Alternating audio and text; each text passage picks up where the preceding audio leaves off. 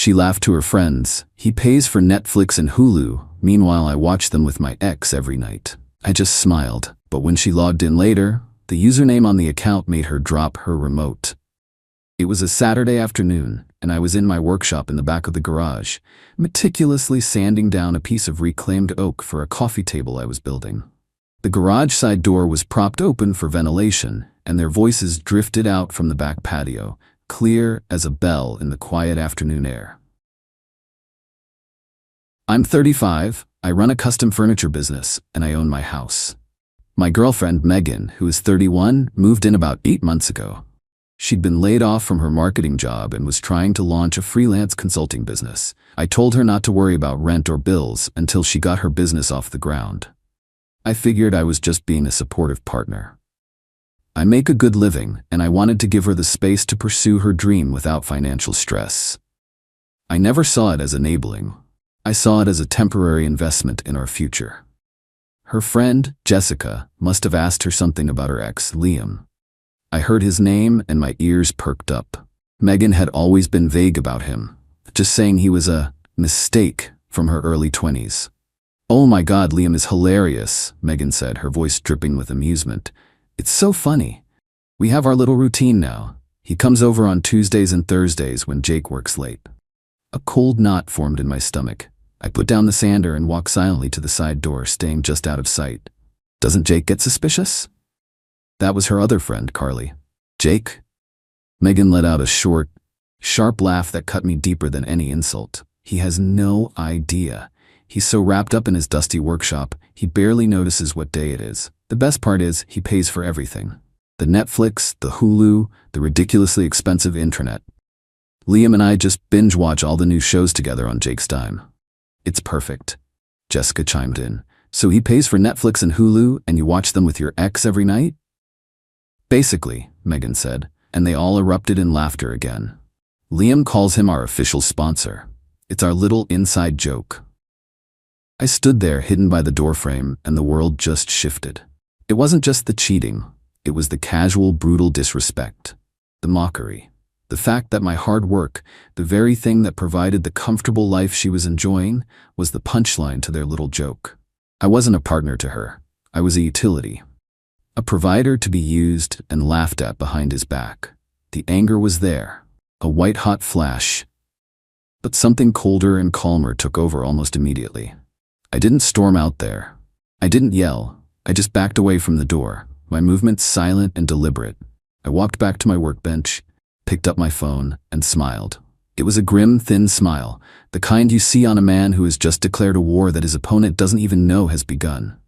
They thought I was just a simple guy who worked with his hands.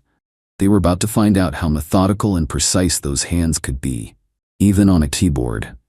While they continued to laugh on the patio, I sat down on a stool in my workshop and began to dismantle her world. First, the streaming services. Our little inside joke. I logged into my Netflix account. Her profile picture was a smiling selfie of us from a vacation I'd paid for. Her profile name was just Megan. I clicked Manage Profiles and edited her name. It now read, Megan and our sponsor Liam. I did the same for Hulu, changing her profile name to Liam Watches on this one. Then, I went into the account settings for both services and signed out all devices. Finally, I changed the master passwords to a complex 20-character string of random letters and numbers that I would never forget. Next, the finances. I logged into my main bank account. She had a supplementary credit card linked to my account for groceries and emergencies. I'd seen the statements. Her emergencies looked a lot like new shoes and expensive lunches with Jessica and Carly. I clicked the button to report her card as lost and requested it be immediately canceled. A new one would be sent to me, but her old one was now a useless piece of plastic. I then checked our joint account, which was supposed to be for shared expenses. I had put in $2,000 as a starting float. She had contributed nothing. I transferred the entire balance back to my personal account and initiated the process to close it. The financial support was over. Finally, the house. My house. The one my grandfather had left me. She wasn't on the lease or the mortgage. Legally, she was a month-to-month tenant, even though she paid no rent. I opened a new document and, using a legal template, drafted a formal 30-day notice to vacate. It was professional, impersonal, and legally airtight. I printed it, signed it, and left it on my desk. The whole process took less than 15 minutes. I felt nothing but a cold, clean sense of purpose. She had mistaken my generosity for weakness. She had mistaken my focus for ignorance. These were fatal errors in judgment. I went back to sanding the oak coffee table, the rhythmic motion of the tool calming and steady. I could still hear their faint laughter from the patio. Let them laugh. The punchline was coming, and it was going to be a killer. Update 1, 48 hours later. The support in the comments has been incredible. It's good to know that basic respect isn't an outdated concept. A lot of you are asking for a quick update, and the last 2 days have been eventful. The laughter on the patio eventually died down, and Megan's friends left around dinner time. She came into the workshop, all smiles, and told me she was ordering pizza. "My treat," she said, waving her phone. I just nodded and told her that sounded good. I knew her card was about to be declined, but I wanted to see it happen.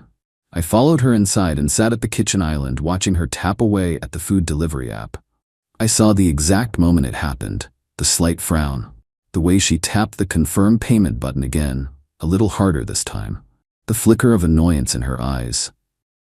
"Ugh, this stupid app is bugging out," she said, forcing a laugh. "It's not taking my card." "That's weird," I said, my voice perfectly neutral. "Maybe try another one." She didn't have another one, of course, not one with any money on it. After a few more failed attempts, she threw her phone down in frustration.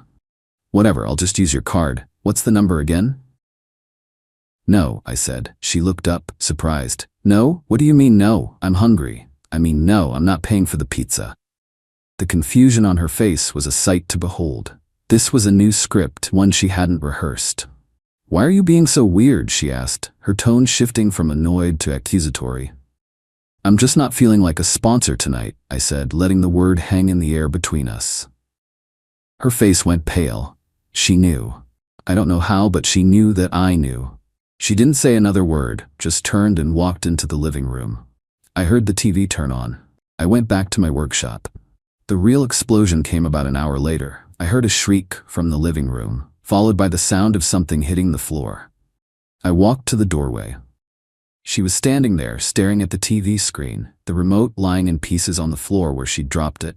The Netflix login screen was up, and there, under the main account, were the profile options. One of them read, "Megan and our sponsor Liam." She turned to look at me, her face a mask of fury and terror. "What is this?" she whispered. "That's your new profile name," I said calmly. "I thought it was more accurate. I changed the Hulu one too. You should check it out. It's clever." "You were listening to me?" she screamed. "You were spying on me?" "The window was open, Megan. You weren't exactly being quiet. It's hard to miss when your girlfriend and her friends are laughing about how she's cheating on you and using you for money." The gaslighting started immediately. It was a joke.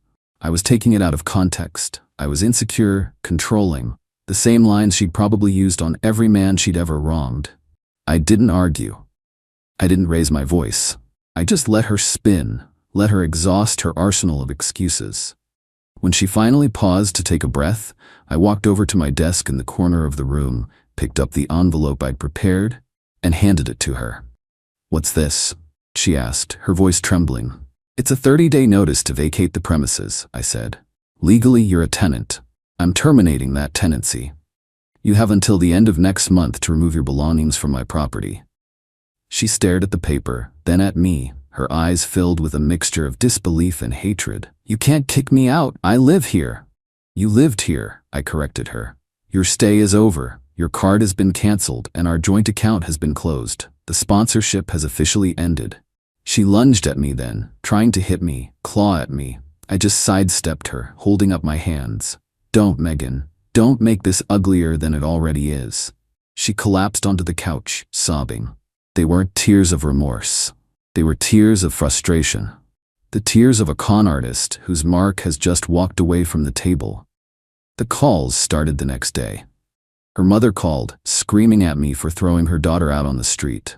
I calmly explained that her daughter had been cheating on me for months and was now facing the consequences. I suggested she ask Megan about her sponsor, Liam. Then came Liam himself. He called from a blocked number, trying to play the tough guy. You need to leave her alone, man. You can't just kick her out. Liam, I said, a genuine smile in my voice. I'm so glad you called. I was just thinking about you. You see, I've been sponsoring your little movie nights for a while now, and I feel like we have a real connection. In fact, I'm thinking of sending you a thank you gift. What's your address? He was silent for a moment. What are you talking about? Don't worry, I already have it. Your routine on Tuesdays and Thursdays is about to get a little more interesting. Have a good day. I hung up. I spent the rest of the day changing every password to every account we had ever shared. Utilities, Amazon, everything. I systematically erased her from my digital life. The house feels bigger now, quieter. She's been locked in the guest room, refusing to come out. Let her. The clock is ticking. 30 days isn't a long time when you have to find a new life, a new job, and a new sponsor. Update 2. 1 week later. It's been a week since the Netflix incident, and the fallout has been both predictable and deeply satisfying. Thanks for following along with this mess. Your comments have been a source of dark humor and genuine support. Megan stayed locked in the guest room for 2 full days. I left a tray of food outside her door once, which went untouched. On the 3rd day, she emerged, her eyes puffy, her face pale. The defiance was gone, replaced by a desperate, calculating look. She tried to apologize. She said it was a mistake, that she loved me, that Liam meant nothing. I just looked at her and said, "The notice to vacate is on the table. You have 27 days left." Her apology quickly turned to bargaining. She could change. We could go to therapy. She would cut off all contact with Liam. She would get a job, a real job, and start paying her share of the bills. "It's too late for that, Megan," I said. "Trust isn't something you can fix with a promise. You didn't just cheat. You mocked me.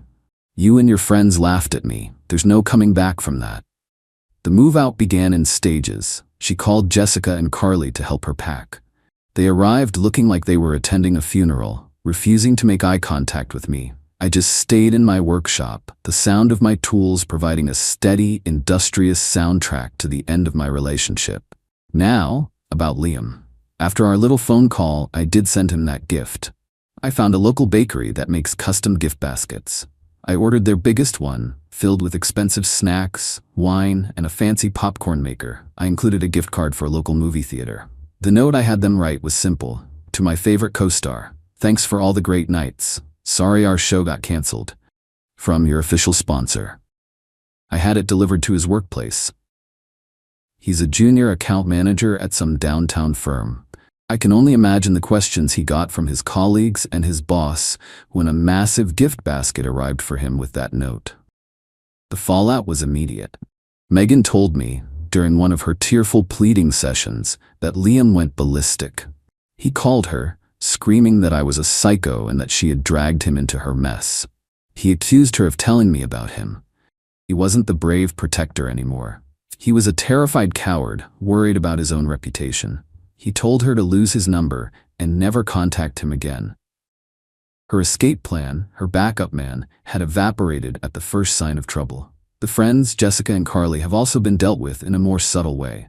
They both work at the same marketing agency. I happen to know the owner of that agency through a business networking group. We're not close, but we're friendly. I sent him a casual email. "Hey Tom, quick question. I'm looking to hire a freelance marketing consultant. My ex-girlfriend was in the field, and I'm trying to understand the industry standards for professional conduct. For example, is it common for consultants to advise their friends to actively deceive their financial partners? Just trying to get a lay of the land. Any insight would be appreciated." I didn't mention their names. I didn't have to. I knew he was smart enough to connect the dots. I heard from a mutual acquaintance that there was a very serious all-staff meeting at that agency last week about ethics, client relationships, and professional discretion. Jessica and Carly are apparently walking on eggshells, their reputations now under a microscope. They enabled her, they laughed with her, and now they get to share in her professional paranoia. Megan has been scrambling to find a place to live. She has no money, no job, and her credit is terrible. She called her parents, who apparently told her she had made her bed, and now she had to lie in it. It seems her history of using people isn't a new development. She has 23 days left. The house is slowly emptying of her things. Each box she packs and moves to a storage unit she can't afford is another small victory. She thought she was playing a game, but she never understood the rules. She thought I was a simple man. She's learning, much too late. That simple doesn't mean stupid. Final update. 3 months later. It's been 3 months since Megan moved out. The house is finally mine again. I finished that oak coffee table, and it's sitting in the living room, a solid, beautiful testament to what can be built with honest work. The silence that felt so heavy at first now just feels like peace. The 30-day notice period was tense. Megan became a ghost in the house, packing silently, avoiding me at all costs. The desperate apologies stopped, replaced by a sullen, resentful silence. On the final day, she had a moving company, paid for by her parents, I assume, come and clear out the last of her belongings. She left the key on the counter without a word. I watched the truck pull away, and I didn't feel sadness or anger. I just felt relief. The infection had been removed. The consequences of her actions have been thorough, and from what I hear, devastating for her. Her attempt to build a freelance business is a non-starter. Without my financial backing, and with her reputation in our local business community tarnished, she couldn't land a single client. The story of what happened, in its broad strokes, got out. People talk, and nobody wants to hire a consultant who was involved in such a messy, unethical situation. She ended up having to move 2 hours away, back to her hometown, into her childhood bedroom in her parents' house. The glamorous life she portrayed online was replaced by the humiliating reality of being a 31-year-old woman with no job, no savings, and no prospects, living under her parents' roof. Liam, her co-star, faced his own fallout. The gift basket at his office apparently caused a huge stir. His boss had a long chat with him about judgment and professionalism. Worse for him, his long-term, on-again, off-again girlfriend, whom he was apparently cheating on with Megan, found out about the whole affair. She didn't just leave him, she made sure everyone in their social circle knew exactly why. He wasn't the suave ladies' man anymore. He was just another pathetic cheater. As for Jessica and Carly, their careers have stalled. The ethics meeting at their agency was just the beginning. Their boss, now wary of their judgment, has reportedly passed them over for several key projects. They are still employed, but they are no longer on the fast track. They chose to be the audience for Megan's mockery, and now they get to live with the professional consequences of that choice. My life has moved on in a way I couldn't have imagined 3 months ago. The peace and quiet allowed me to focus on my business, and it's booming. I've taken on 2 new apprentices, teaching them the craft, and the feeling of building something real and tangible has never been more satisfying.